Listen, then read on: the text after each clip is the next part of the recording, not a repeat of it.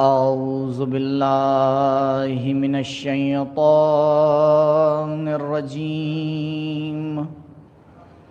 بسم الله الرحمن الرحيم. الحمد لله الذي لا يبلغ مدحته القائلون ولا يحصي نعماءه العادون ولا يؤدي حقه المجتهدون.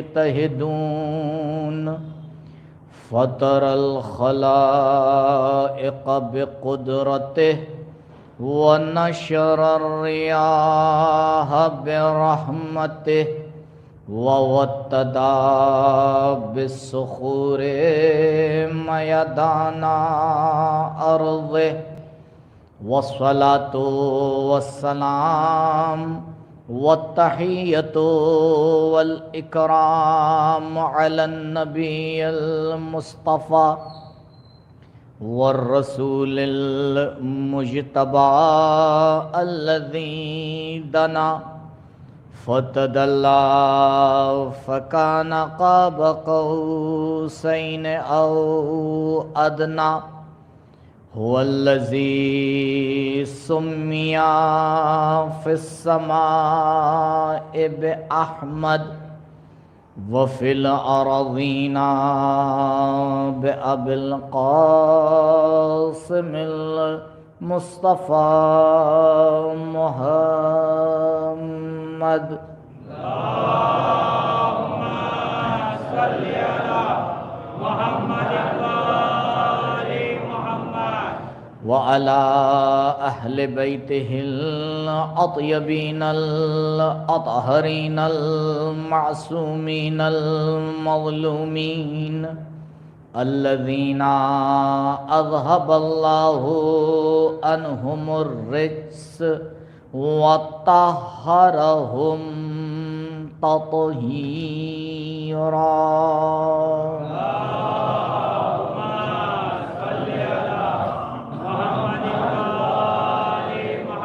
ولا سيما على الحجة الثاني عشر بقية الله المنتظر ولعنة الله على أعدائهم وقتلتهم ومنكري فضائلهم أجمعين. أما بعد فقد قال امام الباقر عليه الصلاة والسلام: لما خلق الله العقل استنطقه فقال له أقبل فأقبل ثم قال له أدبر فأدبر ثم قال بعزتي وجلالي ما خلقت شيئا أحب إلي منك.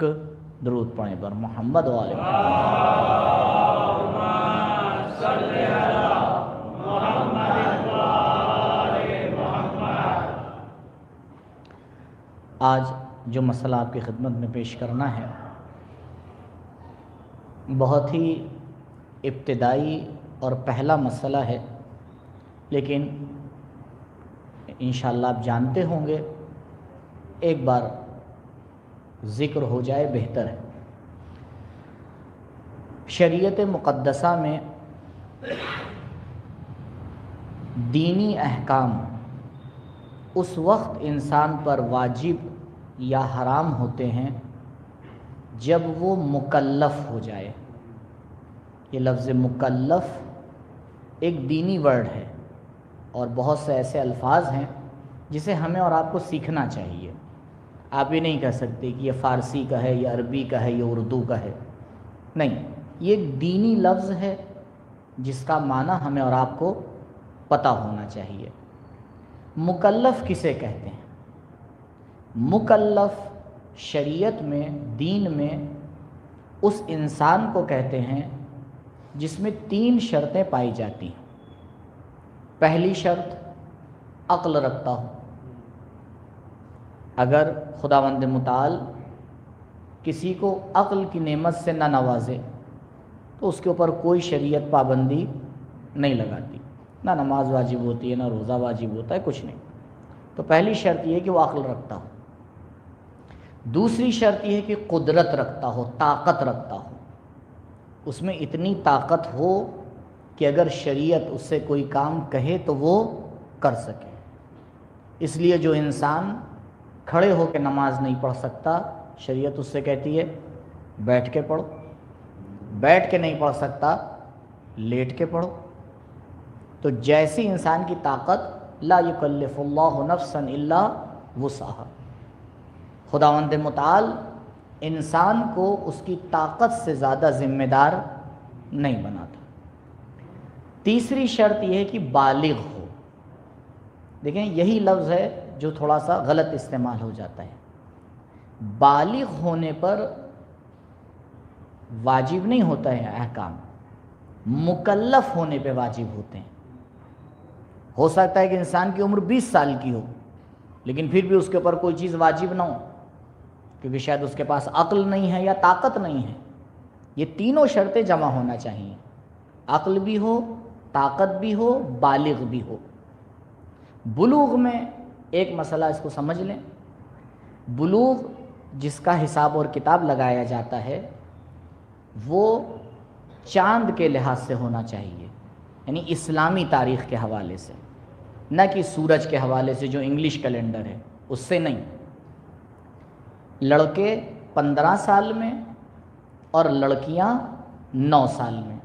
اب یہ 9 سال جو حساب لگائے جائیں گے وہ پیدائش کے ٹائم سے، یعنی جس وقت ولادت ہوئی ہے، مثلا صبح 8 بجے ہوئی ہے تو وہ 8 بجے سے حساب لگایا جائے گا۔ 9 سال چاند کے اعتبار سے لڑکیوں کے لیے اور 15 سال چاند کے اعتبار سے لڑکوں کے لیے۔ اب ہو سکتا ہے کسی کو یہ تاریخ نہ پتہ ہو، انگلش تاریخ سب کو پتہ ہوتی ہے، بھئی انگلش کے اس مہینے میں پیدا ہوئے ہیں، اس ڈیٹ میں پیدا ہوئے ہیں، تو وہ بھی آپ کے لیے مسئلہ آسان کر دیتا ہوں۔ اگر انگلش ڈیٹ آپ کو پتہ ہے تو اس میں سے لڑکوں کے لیے 162 ڈیز، 162 دن آپ کم کر دیجئے۔ 15 سال انگریزی کے، اس میں سے اگر آپ 162 دن کم کر دیں گے تو جو تاریخ نکلے گی وہ بلوغ کی تاریخ ہے۔ اور لڑکیوں کے لیے 67 دن، 67 ڈیز، 9 سال میں سے اگر کم کر دیں گے انگریزی تو وہ چاند کی تاریخ نکل آئے گی۔ تو وہ انسان جس میں یہ تینوں شرطیں پائی جائیں اسے مکلف کہا جاتا ہے۔ اور مکلف وہ انسان ہوتا ہے کہ جس کے اوپر پروردگار کے احکام واجب اور حرام ہوتے ہیں۔ اب وہ یہ نہیں کہہ سکتا میں صبح نہیں اٹھوں گا، اب وہ یہ نہیں کہہ سکتا کہ میں تو ابھی بچہ ہوں۔ اور یہ والدین کو بھی خیال رکھنا چاہیے، شریعت کے آگے والدین کی نہیں چلتی ہے۔ اب والدین کو اپنے بچوں سے بڑی محبت ہے، ارے مولانا صاحب بچی تو ابھی چھوٹی ہے، روزہ کیسے رکھے گی؟ آپ کی سمجھ میں آ رہا ہے، خدا کی سمجھ میں نہیں آ رہا تھا۔ لہٰذا شریعت کے احکام کے اوپر بہت غور کرنا چاہیے۔ اگر خدا نے کسی چیز کو واجب کیا ہے اور ہم مکلف ہیں تو ہماری ذمہ داری ہے اس کو انجام دیں، کسی کو اچھا لگے یا برا لگے ہم سے کیا مطلب۔ اگر شریعت نے کسی چیز کے اوپر پابندی لگائی ہے، ہمیں نہیں کرنا ہے تو پھر نہیں کرنا ہے، اب چاہے وہ کسی کو اچھا لگے یا برا لگے، کیونکہ ہم احکام کے اوپر عمل خدا کی خوشنودی کے لیے کرتے ہیں، لوگوں کو دکھانے کے لیے نہیں کرتے ہیں۔ ایک مرتبہ صلوات پڑھیں بر محمد و آل محمد۔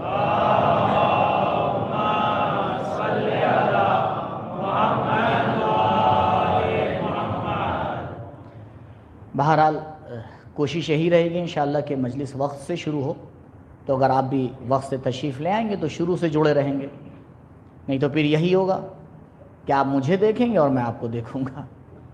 تو اگر یہ چاہتے ہیں کہ دیکھنا یہ کام کا رہے تو شروع سے آئیے، بہرحال نماز جماعت میں شروع سے شرکت کریے تو اس کا فائدہ بھی ہوتا ہے۔ اسلام دین عقل، اس موضوع کے حوالے سے کل گفتگو کا آغاز آپ کے سامنے کیا، اور جس روایت کی تلاوت کا شرف حاصل ہوا امام محمد باقر علیہ الصلاۃ والسلام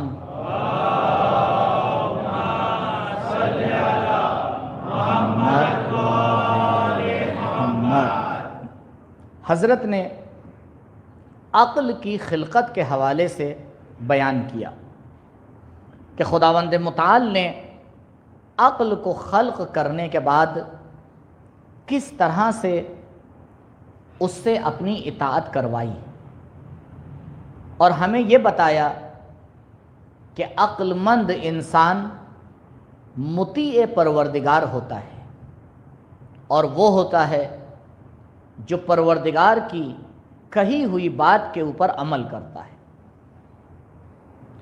اسلام کامل ترین دین اور عالی ترین مکتب، اور یہ بات اس لیے نہیں کہی جا رہی ہے کہ بولنے والا ایک مسلمان ہے، نہیں، بلکہ یہ اسلام کا دعویٰ ہے۔ دنیا کے جتنے بھی مکتب ہیں وہ اپنی تعلیمات لے کے آ جائیں، اور اسلام، البتہ یہ ذہن میں رکھیے گا کہ میں جتنے دن بھی آپ کے سامنے لفظ اسلام استعمال کروں گا، اسلام سے مراد اسلام اہل بیت علیہم السلام ہے، ہر اسلام نہیں، کیونکہ اسلام کی حقیقت وہی ہے جس کو غدیر میں کامل کیا گیا۔ الیوم اکملت لکم دینکم واتممت علیکم نعمتی ورضیت لکم الاسلام دینا۔ پروردگار نے روشن طریقے سے آ کے اعلان کر دیا کہ آج ہم نے دین کو کامل کیا۔ اس سے پہلے جو انبیاء آتے تھے وہ شریعت لے کے آتے تھے، دین لے کے آتے تھے، لیکن وہ دین کامل دین نہیں ہوتا تھا۔ کیوں؟ کیونکہ ابھی اس نبی کا آنا باقی تھا کہ جو آخری نبی ہے۔ خداوند متعال زمانے کو دیکھ کے اپنے احکام کو جاری کرتا ہے، لوگوں کی صلاحیت کو دیکھ کے اپنے احکام کو جاری کرتا ہے۔ دین جب بھی پروردگار بھیجتا ہے اس زمانے کی ضرورت کے اعتبار سے ہوتا ہے۔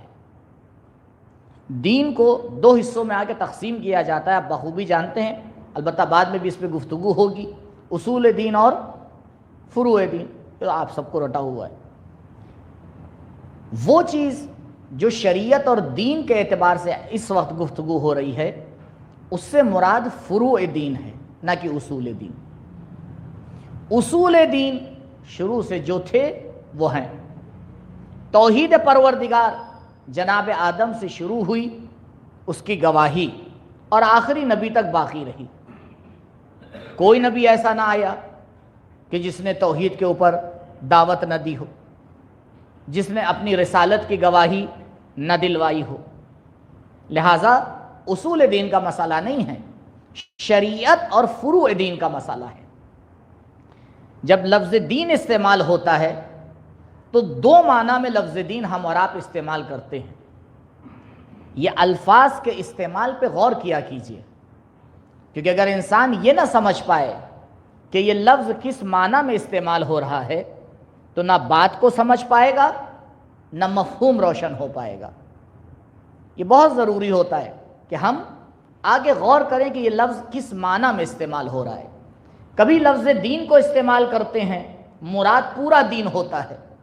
ان الدین عند اللہ الاسلام، خدا کے نزدیک دین اسلام ہے۔ اس آیت میں جو لفظ دین استعمال ہو رہا ہے اس سے مراد پوری شریعت مقدسہ ہے، چاہے وہ اصول دین ہوں چاہے وہ فروع دین ہوں۔ لیکن الیوم اکملت لکم دینکم، آج ہم نے تمہارے دین کو کامل کر دیا، تو یہاں دین سے مراد فروع دین ہے، یعنی ہم اب اس کے بعد نہ کسی نبی کو بھیجنے والے ہیں نہ کوئی شریعت کو بھیجنے والے ہیں، کیونکہ اگر اصول کی بات ہے تو توحید تو پہلے سے موجود تھی، آخر تک موجود رہی۔ ہم جو کہہ رہے ہیں اسلام دین عقل ہے، تو وہ فروع کے اعتبار سے بھی دین عقل ہے، اصول کے اعتبار سے بھی دین و عقل ہے۔ دونوں حوالے سے اسلام عقل کا مذہب ہے، لیکن عقل کا استعمال کرنا اور عقل کو آگے بڑھانا، ان دونوں میں فرق ہے۔ اور یہی فرق اگر روشن نہیں ہو پاتا ہے تو معاشرے میں نئی نئی باتیں آپ کو نظر آتی ہیں، نئے نئے نظریے نظر آتے ہیں، کیونکہ انسان یہی نہیں سمجھ پاتا ہے کہ دین کا اور عقل کا رابطہ ہے کیا۔ پروردگار نے جب انسان کو خلق کیا، اسے دو طرح کی طاقت عطا کی۔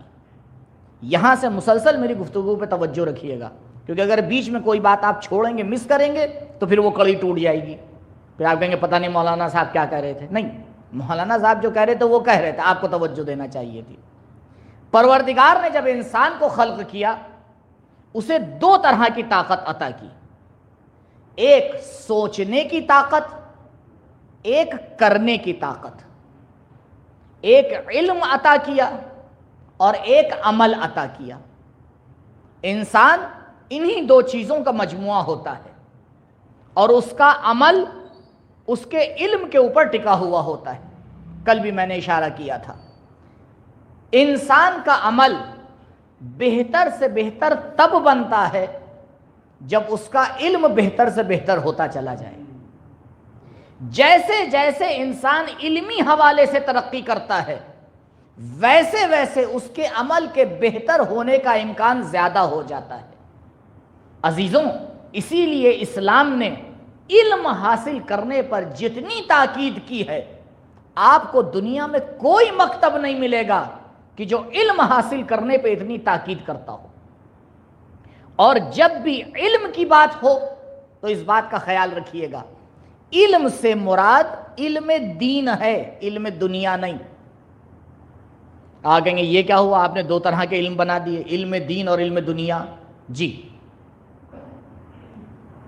لوگ بیٹھے ہوئے ہیں مسجد میں، ایک شخص آتا ہے، اس کے ارد گرد دائرہ بنا کے بیٹھ جاتے ہیں، گفتگو شروع ہو جاتی ہے۔ اتنے میں حضور سرور کائنات محمد مصطفیٰ صلی اللہ علیہ وآلہ وسلم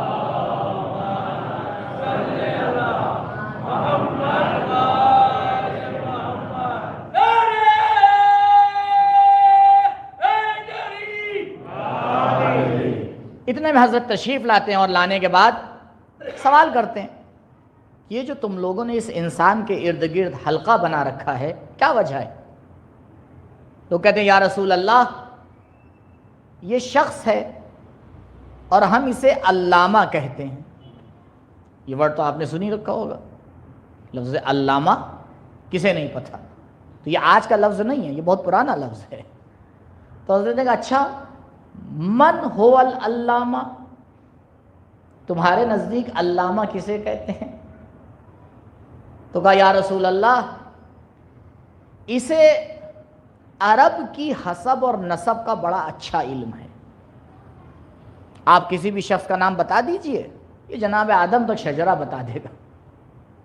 اسے جتنی جنگیں ہوئی ہیں سب کا بڑا علم ہے۔ جب حضرت نے کہا اچھا، تو ایسے انسان کو تم لوگ علامہ کہتے ہو؟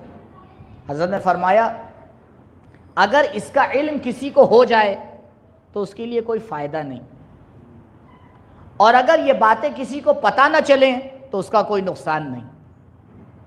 پھر حضرت نے آ کے علم کی ڈیفینیشن بیان کی، فرمایا انما العلم ثلاثہ، جان لو کہ علم کے 3 شعبے ہیں، اور یہ 3 شعبے میں نہیں بیان کر رہا ہوں، یہ 3 شعبے کائنات کا عالی ترین انسان بیان کر رہا ہے۔ عزیزو غور فرمائیے گا کہ معصومین علیہم السلام کی نظر میں علم کہتے کسے ہیں؟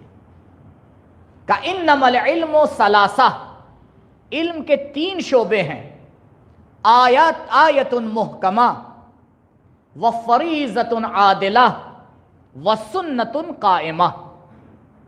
علم کا ایک شعبہ ہے جو آیات محکمہ ہیں، علم کا دوسرا شعبہ ہے جو فریضہ عادلہ ہے، علم کا ایک تیسرا شعبہ ہے جو سنت قائمہ ہے، اس کے علاوہ وما خلاہن، اور اس کو چھوڑ کر دنیا میں جتنی بھی معلومات ہیں، فہوا فضل، وہ علم نہیں ہے، فضیلت ہے۔ وہ علم نہیں ہے، کیا ہے؟ فضیلت ہے۔ تو آئے دیکھیں رسول علم کس چیز کو بیان کر رہے ہیں۔ حضرت کے نزدیک علم یہی تین چیزیں ہیں: آیت محکمہ، فریضۃ عادلہ، اور سنت قائمہ۔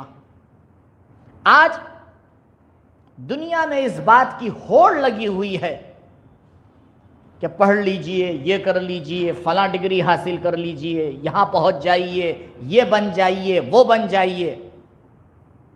لیکن یہاں پہ غور کرنے کی ضرورت ہے کہ جب ایک جوان کو علم حاصل کرنے کی طرف بلایا جاتا ہے تو مراد کیا ہے؟ جتنی بھی چیزیں ہمیں آتی ہیں یا آئیں گی یا سیکھتے ہیں یا سیکھیں گے، اور جس کے اوپر لفظ علم کہا جاتا ہے،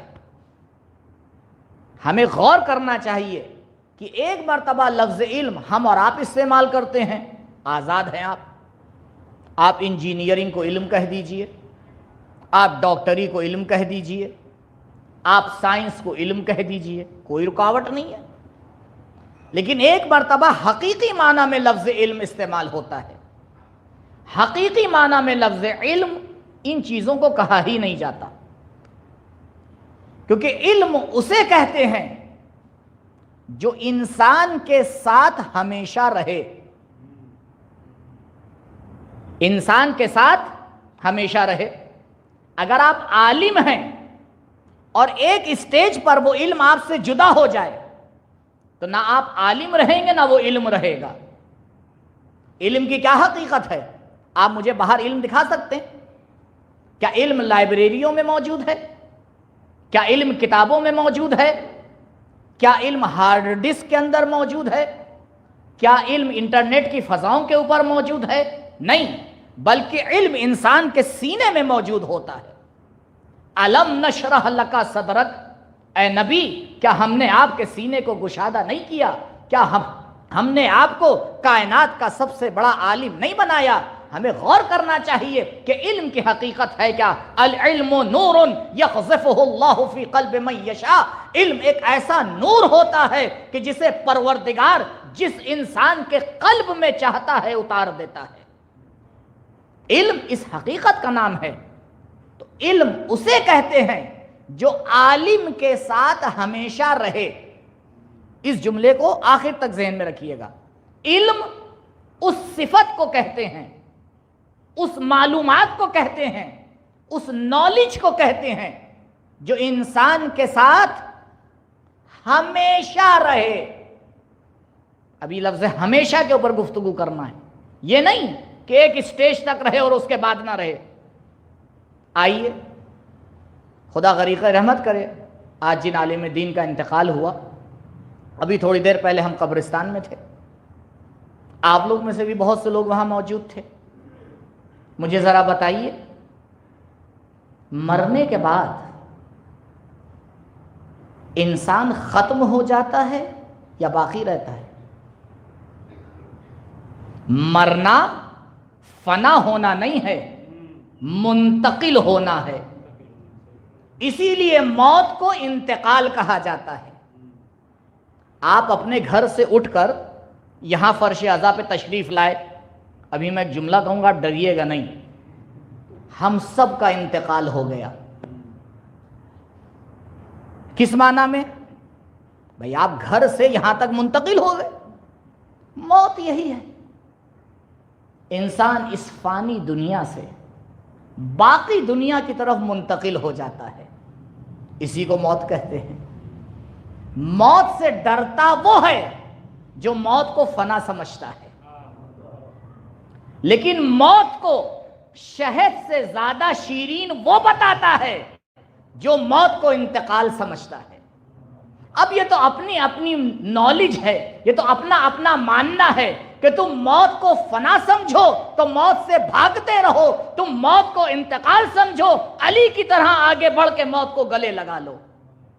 موت کی حقیقت ایک انتقال ہے، جو جب انسان کو موت آتی ہے تو فنا تو ہوتا نہیں، انسان باقی رہتا ہے۔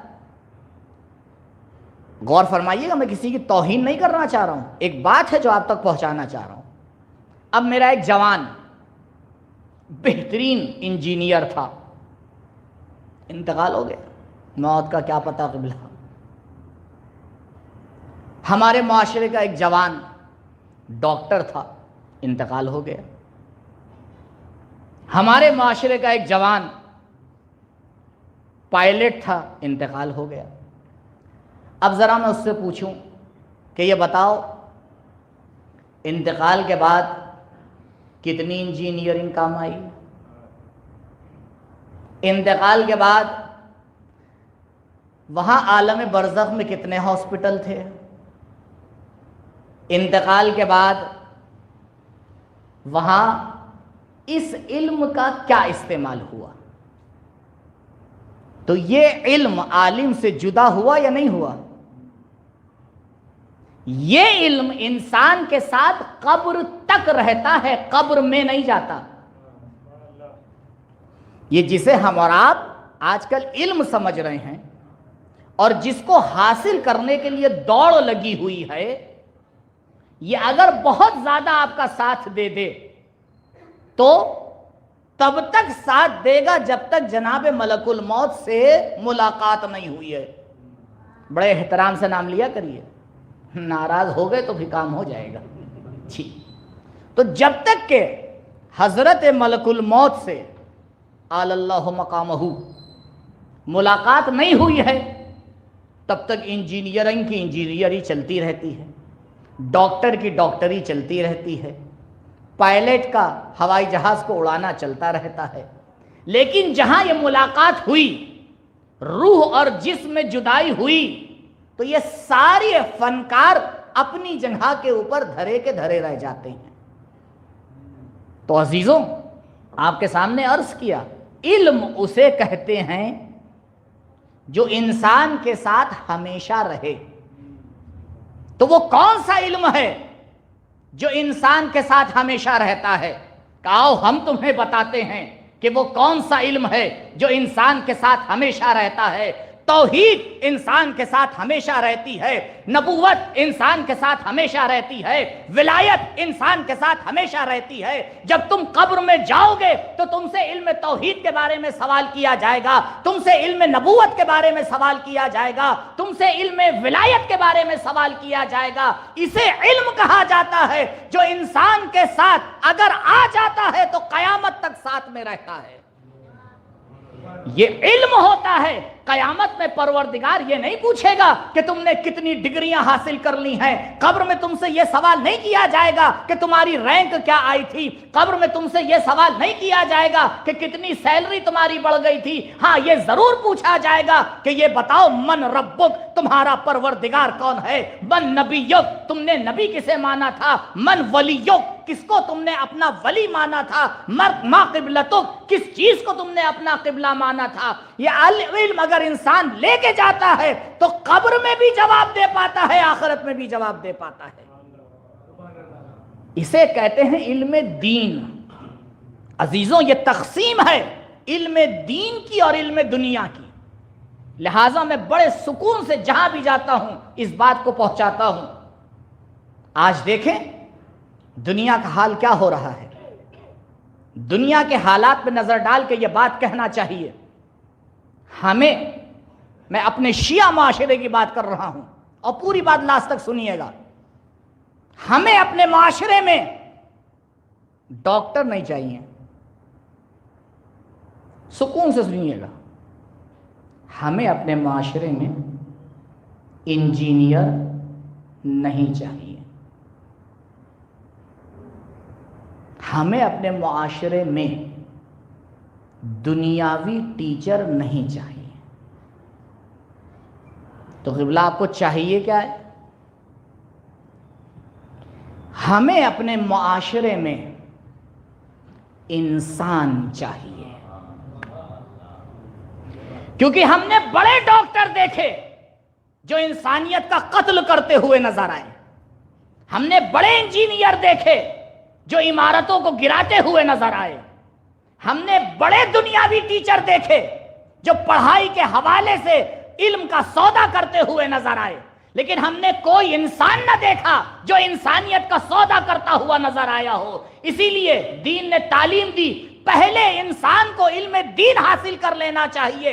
اگر دیندار بن جائے گا اور اس کے بعد ڈاکٹر بنے گا تو انسانیت کو بچانے کا کام کرے گا، انسانیت کا سودا نہیں کرے گا۔ درود پڑھیں بر محمد و آل محمد۔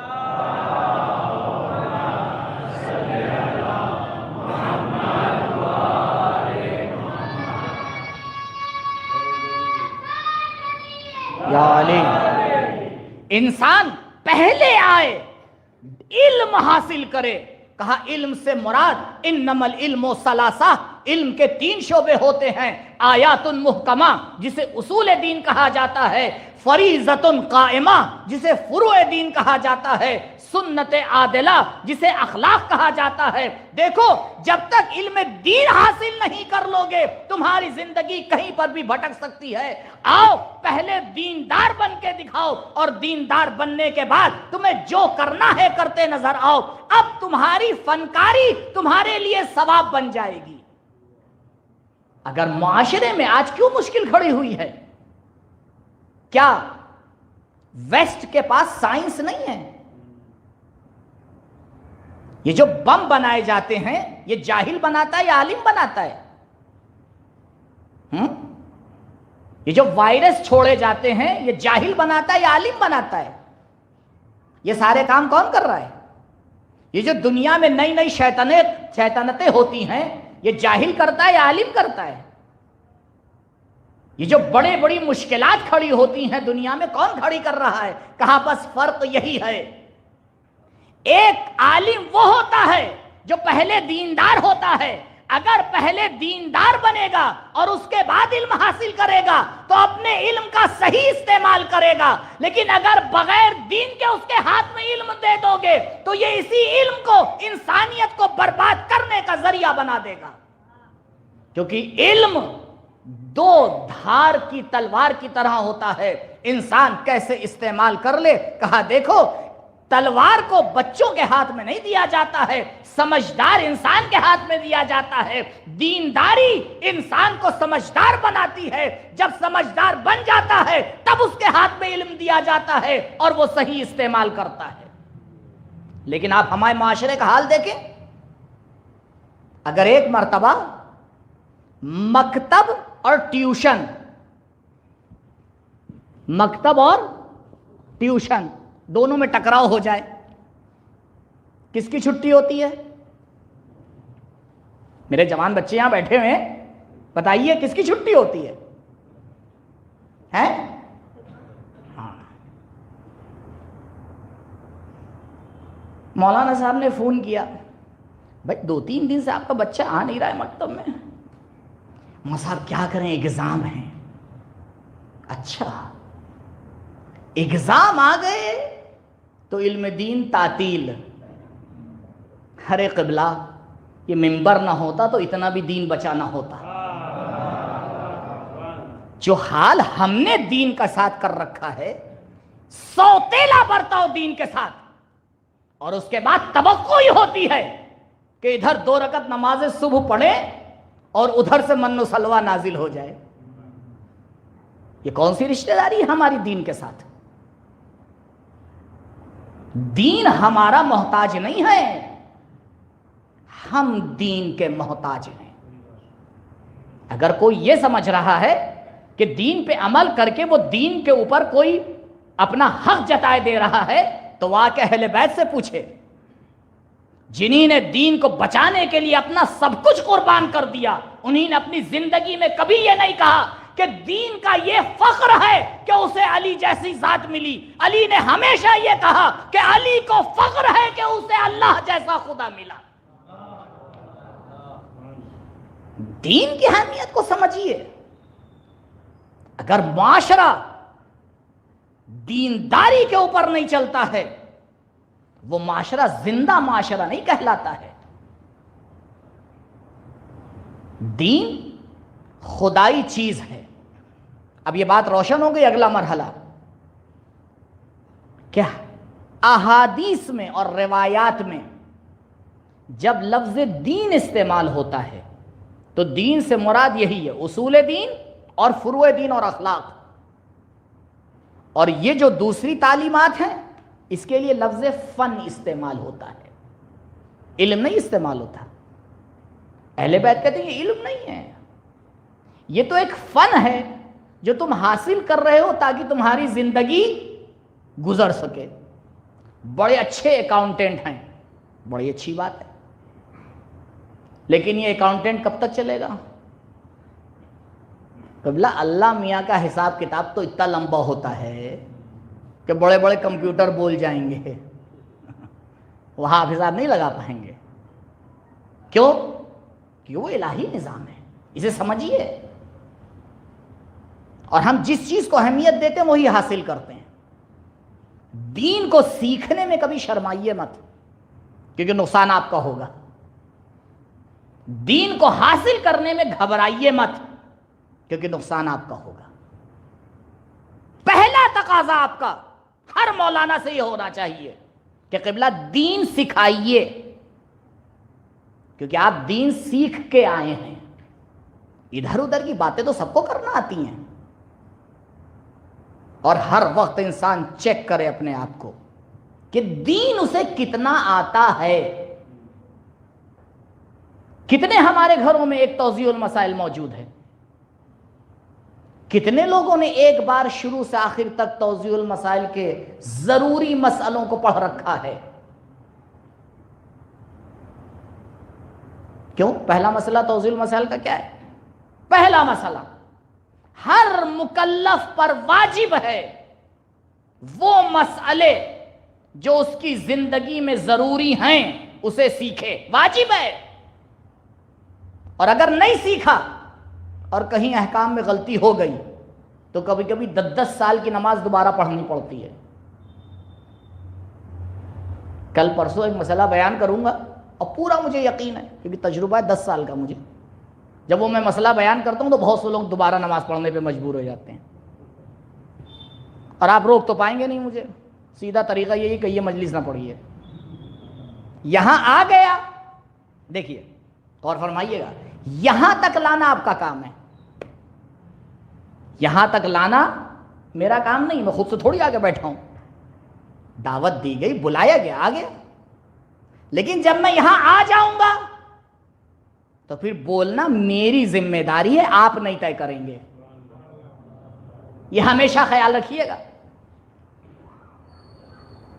یہاں یا تو یہاں لائیے نا, اور اگر یہاں لے آئے تو پھر وہ بولیں گے جو اسلام کہے گا, وہ نہیں بولیں گے جو آپ کو اچھا لگے گا. کیونکہ نہ آپ کی خوشنودی کا کوئی فائدہ, نہ آپ کی ناراضگی کا کوئی نقصان. دنیا کا کیا ہے, آج آپ کے منہ کے اوپر ہنسی رہتی ہے, ذرا سا کچھ اور کہہ دیے کل آپ کے پیچھے ایسی ایسی باتیں کہے گی کہ خود آپ کو تعجب ہو جائے گا.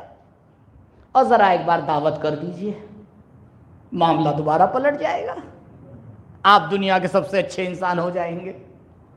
اما جہاں ایک انسان ایک دعوت ذوالعشیرہ پہ چینج ہو جاتا ہو, اس کے خوش ہونے اور ناراض ہونے کا کیا فائدہ؟ خوش ہونا اور ناراض ہونا تو ان ہستیوں کا نظر میں رکھنا چاہیے جن کے لیے پروردگار کہتا ہے ان اللہ یغضب لغضب فاطمہ ویرضی لرضاہا. پروردگار فاطمہ کی مرضی پہ راضی ہوتا ہے, فاطمہ کے غضب کے اوپر غضبناک ہوتا ہے. اگر کسی کو خوش کرنا ہے تو اہل بیت کو خوش کرو, اگر کسی کی ناراضگی سے بچنا ہے تو اہل بیت کی ناراضگی سے بچو. اہل بیت کی خوشنودی اور ناراضگی انسان کے کام آتی ہے. اگر وہ ہستیاں ایک بار ہمارے کام کے اوپر مسکرا دیں تو پوری کائنات کا سودا باطل ہو جاتا ہے. یا علی ہمارے ایک عمل کے اوپر مسکرا دیجئے, جنت بھی ہمیں نہیں چاہیے, ہمارے لیے جنت بھی ارزاں ہے اگر مولا ہمارے کسی عمل کے اوپر مسکرا کے اس کی تائید کر دیں. پوری کائنات بیکار ہے اگر انسان کے کسی عمل کے اوپر امام کے ماتھے کے اوپر بل آ جائیں؟ کیا فائدہ ہے ایسی زندگی کا کہ جس میں انسان اہل بیت کو خوش نہ کر پائے؟ کیا فائدہ ہے ایسی حیات کا کہ جس میں انسان اہل بیت کی مرضی کو نہ خرید پائے؟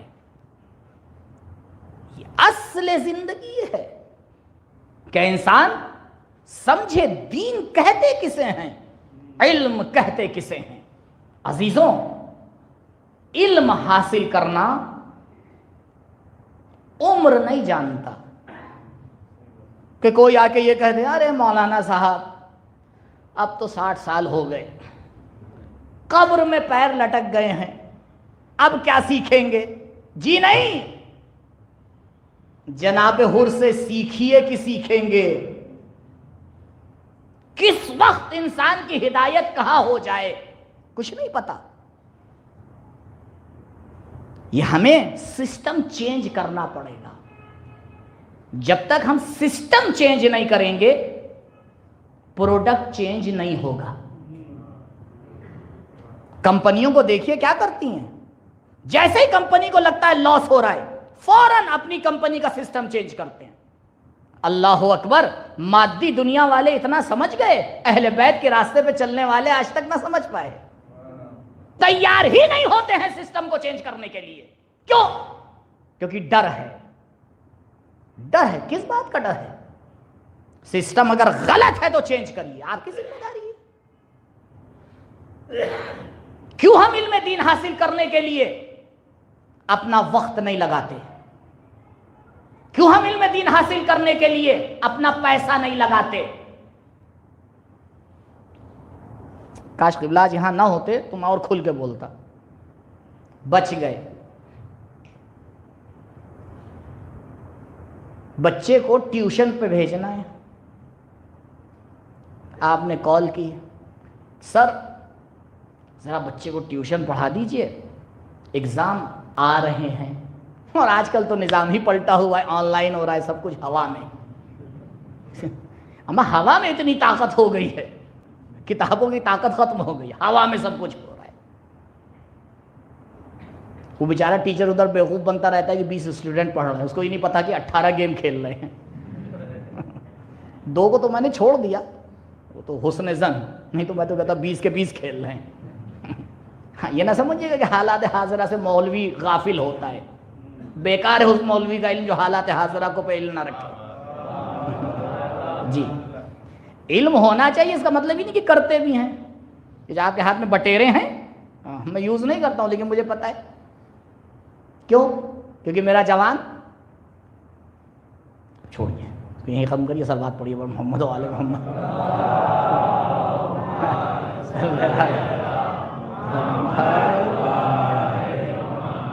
کیونکہ میرا کام آپ کو بلانا ہے، بھگانا تھوڑی ہے۔ اب ایک جملہ کہہ دوں گا کسی کے دل پہ لگ گیا تو ہو گئی بات۔ خیر، اب آپ دیکھیں، آپ نے فون کیا کہ بھائی آئیے سر پڑھا دیجئے، میرا بچہ ہے، ٹیوشن پڑھانا ہے اس کو۔ میں نے کہا جی آ جاؤں گا، یہ میرا اکاؤنٹ نمبر ہے، 10,000 روپے ڈال دیجئے۔ سوچیں گے نہیں؟ جی جی بالکل، آپ گھر پہنچیے، آن لائن ٹرانسفر ابھی پے ہو رہا ہے۔ اچھا، اس کا پیٹ ہے۔ مجھے فون کیا گیا، مولانا آج ہمارے مولانا جا رہے ہیں، ذرا کسی کا انتظام کر دیجئے۔ اور اگر میں نے پلٹ کے پوچھ لیا کہ قبلہ آپ کیا خدمت کریں گے، واہ اچھا آپ لوگ بھی بڑے پیسے کے بارے میں سوچتے ہیں، نہیں ہم تو انسان ہیں ہی نہیں۔ یہ ہنسنے والی باتیں نہیں جسے میں ہنسی میں بیان کر رہا ہوں، یہ ہمارے معاشرے کی بیماری ہے، اس کا علاج کیجئے۔ ما یغیر اللہ بقوم حتی یغیروا ما بانفسہم، پروردگار اس قوم کے حالات کبھی نہیں بدلتا ہے جو خود اپنے حالات بدلنا نہ چاہے۔ اسکول جب بنتا ہے تو دیکھا یہ جاتا ہے کہ قوم میں بچے کتنے ہیں،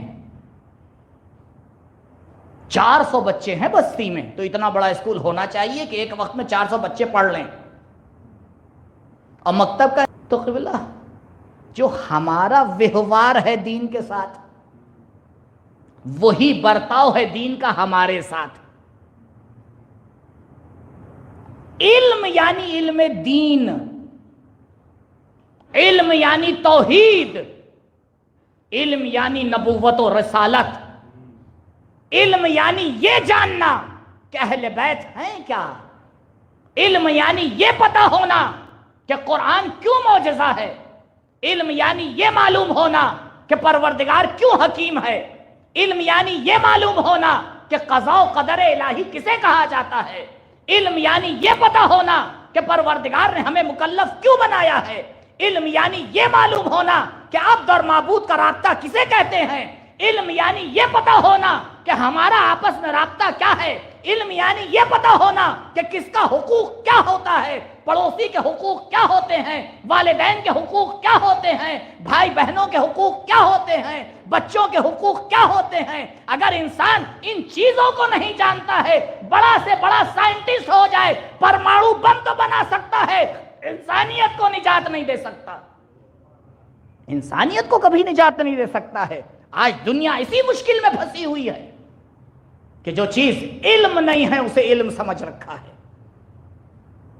البتہ میری باتوں سے یہ نتیجہ نہیں لیجئے گا کہ میں آپ کو یہ دعوت دے رہا ہوں کہ صرف علم دین حاصل کریے، جی نہیں۔ اگر علی والا ہوتا ہے تو جس فیلڈ میں قدم رکھتا ہے اس میں شاہکار کر کے دکھاتا ہے۔ آج دیکھیے ایک ملک ہے علی والا، دنیا نے وائرس چھوڑا اور چھیڑا، کتنے ملکوں نے وہ آکسیجن بنا لیا؟ اس نے کہا تم ہمارے اوپر سینکشن لگاؤ گے، یہ تو تمہارا آج کا طریقہ نہیں ہے، یہ تو خیبر و خندق کا طریقہ ہے، تم تو ہمیشہ سے یہی کرتے آ رہے ہو، تم محدودیت بڑھاتے جاؤ، ہم اسے کاٹ کے بتائیں گے کہ ہم علی والے ہیں۔ تمہارا کام سروں کا کاٹنا ہے، ہمارا کام انسانیت کو بیدار کرنا ہے۔ آپ دیکھیں، اور یہ ہمیں سمجھنا چاہیے، کیوں؟ کیونکہ علم دین پر عمل ہوتا ہے۔ میں بات پہ آ ہی نہیں پایا۔ علم دین، کل انشاءاللہ اس کو آگے بڑھاؤں گا مطلب کو۔ اصول دین اور فروع دین، پروردگار نے انسان کو دو طاقتیں دیں، ایک علم اور ایک عمل۔ وہ علم جس کا رابطہ ہمارے عقیدے سے ہوتا ہے اسے کہا جاتا ہے اصول دین، اور وہ علم جس کا رابطہ ہمارے عمل سے ہوتا ہے اسے کہا جاتا ہے فروع دین۔ یہ تقسیم یاد رکھیے گا۔ اللہ ایک ہے یہ پتہ ہونا چاہیے، نماز ایسے پڑھی جائے گی یہ کرنا چاہیے۔ اصول دین کے جتنے بھی مسائل ہیں وہ قلبی اور اعتقادی ہیں، اسی لیے اسے کہا جاتا ہے عقیدہ۔ فروع دین کے جتنے بھی مسئلے ہیں سب عمل کے ہیں، نماز پڑھو، روزہ رکھو، خمس نکالو، زکوٰۃ دو، برائیوں کو روکو، اچھائیوں کو بڑھاوا دو، یہ سب کام ہے، کرنے والے ہیں، اسے کہا جاتا ہے فروع دین۔ تو پورا دین اسی دو میں خلاصہ ہو جاتا ہے، اصول دین اور فروع دین۔ اگر انسان اپنے عقیدے کو درست کرتا ہے تو اس کا مطلب یہ ہے کہ اسے اصول دین اچھی طرح سے آتے ہیں۔ اگر انسان اپنے عمل کو صحیح کرتا ہے تو اس کا مطلب یہ ہے کہ فروع دین پہ صحیح سے عمل کر رہا ہے۔ اور عزیزوں، علماء نے اصول دین کا نام اصول دین اور فروع دین کا نام فروع دین ایسا ہی نہیں رکھا ہے، ایسا ہی نہیں رکھا ہے، بلکہ اس کے پیچھے فروع دین میں بھی ایک حصہ ہوتا ہے اخلاقیات کا۔ آپ ایک پیڑ کو نظر میں رکھیں، ایک درخت ہے، یہاں بھی مسجد پنجتنی میں ایک درخت ہے، اس کی جڑیں کہاں تک گئی ہوئی ہیں؟ تو پیڑ جو ہوتا ہے، جو اس کا تنا ہوتا ہے، اصل اس کا ایک اچھا خاصا حصہ زمین کے اندر ہوتا ہے، وہ اندر اور باہر ملا کے ایک ہوتا ہے. کچھ دکھائی دے رہا ہوتا ہے، اکثر دکھائی نہیں دے رہا ہوتا ہے. ہر پیڑ کے اوپر کچھ شاخیں ہوتی ہیں اور ہر شاخوں کے اوپر کچھ پھل ہوتے ہیں. اصول دین کو اصول دین اس لیے کہا جاتا ہے کیونکہ اصول جمع ہے اصل کی، اور اصل اس لیے کہا جاتا ہے کیونکہ فرع کا مطلب ہوتا ہے شاخہ. تو پیڑ پہ جو شاخیں لگتی ہیں وہ ہے فروع دین، اور جو پھل ہوتے ہیں اسے اخلاق اور کردار کہا جاتا ہے. بازاروں میں پیڑ کا تنا نہیں لے جایا جاتا ہے، پیڑ کی شاخیں نہیں لے جائی جاتی ہیں، بلکہ پھل لے جایا جاتا ہے. پھل کو دیکھ کے انسان سمجھ جاتا ہے کہ یہ کس باغ کا پھل ہے، اہل بیت کے باغ کا پھل ہے یا ابو جہل کے باغ کا پھل ہے. کہا دیکھو یہ باغ ابو طالب نے لگایا تھا جس کا پھل آج بھی زندہ ہے، یہ باغ ابو جہل نے لگایا تھا جو ایسے ختم ہو گیا کہ کوئی یاد بھی نہیں رکھتا ہے. انسان کا کردار اس کے اخلاق کو آ کے دنیا کو دکھاتا ہے. اور عزیزوں، آپ نے کہیں دنیا میں نہیں دیکھا ہوگا کہ اگر شاخوں کے اوپر کوئی وبا آ جائے تو تنے میں پانی نہ دیا جائے. پانی کہاں دیا جاتا ہے؟ پانی ریشے میں دیا جاتا ہے. کیوں ریشے میں دیا جاتا ہے؟ کیونکہ وہ اصل ہے. اگر عمل میں کہیں پر سستی نظر آئے تو پہلے اپنے عقائد کو سدھاریے گا. اسی لیے علماء نے عقائد کو اصول دین کا نام دیا ہے. جس کی توحید ہی نہ صحیح ہو اس کی نماز کہاں سے صحیح ہو سکتی ہے؟ عزیزوں، اسی لیے ہم ولایت کو اصول دین میں سے مانتے ہیں، کیونکہ جس کے اصول صحیح نہیں ہوا کرتے ہیں اس کے فروع بھی صحیح نہیں ہوا کرتے ہیں. اصول دین ہیں، لیکن یہ نظر نہیں آتے ہیں. پیڑ کی جو جڑیں ہیں وہ نظر آتی ہیں؟ نہیں آتی نا. ایسے ہی اصول دین ہے. اما قبلہ، اس مجمع میں جو لوگ بیٹھے ہوئے ہیں کس کا کیا عقیدہ ہے مجھے کیا پتا، اور میرا کیا عقیدہ ہے آپ کو کیا پتا؟ کب عقیدہ سمجھ میں آتا ہے؟ انسان کے عمل سے. آپ سڑک پہ جا رہے ہیں، ایک جگہ گھنٹہ بج رہا تھا، آپ ایسے ہی چلے گئے. تھوڑی دور پہ آپ پہنچے، عزاداری ایام محرم، ادھر سے ایک علم مبارک آ رہا تھا، آپ فوراً رک گئے، آپ نے احترام کیا، آپ نے سر کو جھکایا. میں بھی آپ کے ساتھ ساتھ تھا. میں نے کہا قبلہ یہ کون سی پارسنالٹی؟ وہاں تو آپ ایسے ہی گزر گئے اور یہاں بڑا احترام کیا. یہ آپ کے عمل میں فرق کیوں ہے؟ کہا آپ کو نہیں معلوم، اس پہ میرا عقیدہ نہیں ہے، اس پہ میرا عقیدہ ہے. عمل انسان کے عقیدے کی عکاسی کرتا ہے. اس لیے تاکید کرتے ہیں علماء کہ اپنے اعمال کو سدھارے، کیونکہ انسان کا عمل اس کے عقیدے کو آ کے بتاتا ہے کہ اس کا عقیدہ کیسا ہے. کربلا والوں کے عمل نے آ کے بتا دیا کہ ان کا عقیدہ کیسا تھا. ہاں عزیزوں، آپ دیکھیں، بڑوں کی مثال تو بہت دور کی بات ہے، بچوں کی مثال کو دیکھیے آپ. کربلا میں جب امام نے آ کے ایک بچے سے ایک جملہ کہا، بیٹا علی اصغر تم بھی تو حجت خدا ہو، اپنی حجت کو پورا کر دو. حجت خدا کا عقیدہ اصول دین میں. تاریخ لکھتی ہے کہ ایک مرتبہ اس ننھے سپاہی نے اپنی خشک زبان کو اپنے ہونٹوں پہ پھرایا. جب ذوالفقار علی اصغر چلی تو لشکر یزیدی میں تہلکہ مچ گیا. ہر سپاہی اپنا منہ چھپا کے رونے لگا. ایک مرتبہ ایک آواز اٹھی، اینا اینا ہرملا، ہرملا کہاں ہے؟ جیسے ہی ہرملہ نے کہا میں یہاں موجود ہوں، اقتا کلام الحسین، اے ہرملہ دیکھتا کیا ہے، حسین کے کلام کو منقطع کر دے۔ عزادارو، دشمن بھی جانتا ہے کہ علی اصغر کلام امام حسین ہے، علی اصغر پیغام امام حسین ہے، علی اصغر امام حسین کے مقصد کو دنیا کو بتا رہے ہیں۔ ہاں عزادارو، بس ایک مرتبہ ایک تیر چلا، اور تیر چلنے کے بعد جب بچے کے گلے پہ پیوست ہوا، بچہ مسکرایا۔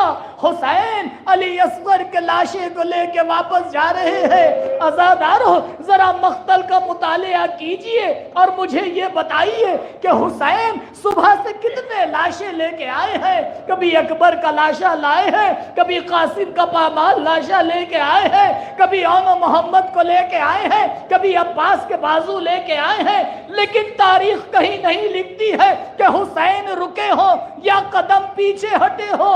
اللہ اکبر، مجھے نہیں معلوم اس ننھے سے بچے کے اندر کتنا وزن تھا کہ اعمال عاشورہ میں بھی آپ نے دیکھا ہے کہ ایک مرتبہ آپ آگے بڑھتے ہیں، انا للہ و انا الیہ راجعون۔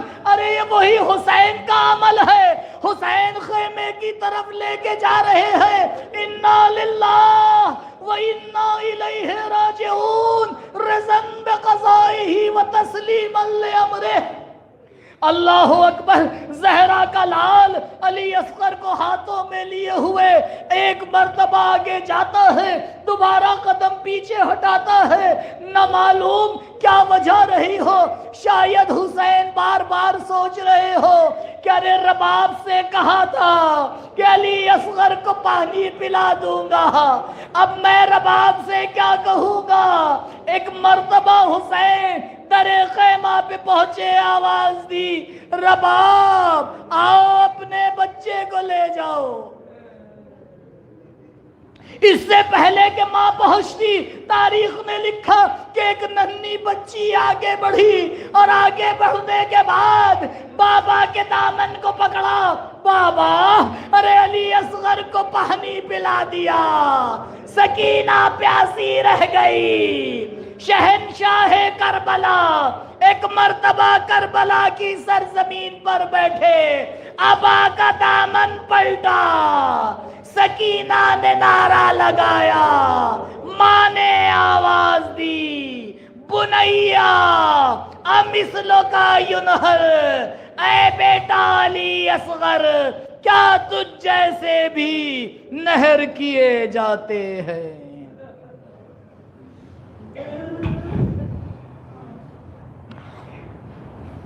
الا لعنۃ اللہ علی القوم الظالمین، سیعلم الذین ظلموا ای منقلب ینقلبون، انا للہ و انا الیہ راجعون، رضا بقضائہ و تسلیما لامرہ، لا معبود سواک یا غیاث المستغیثین۔ بار الہ امام کے ظہور میں تعجیل فرما، ہمارا نام ان کے اعوان و انصار میں شمار فرما۔ پروردگار پرچم اسلام کو سر بلند فرما، پرچم کفر و نفاق کو سرنگوں فرما۔ میرے معبود، تیری توحید کو ماننے والے اس دنیا میں جہاں جہاں بھی ہیں، ان کی جان مال عزت و آبرو کی محافظت فرما۔ بار الہ یہ وبا اور بیماری جو دنیا میں پھیلی ہوئی ہے، اس کو ریشہ کن فرما۔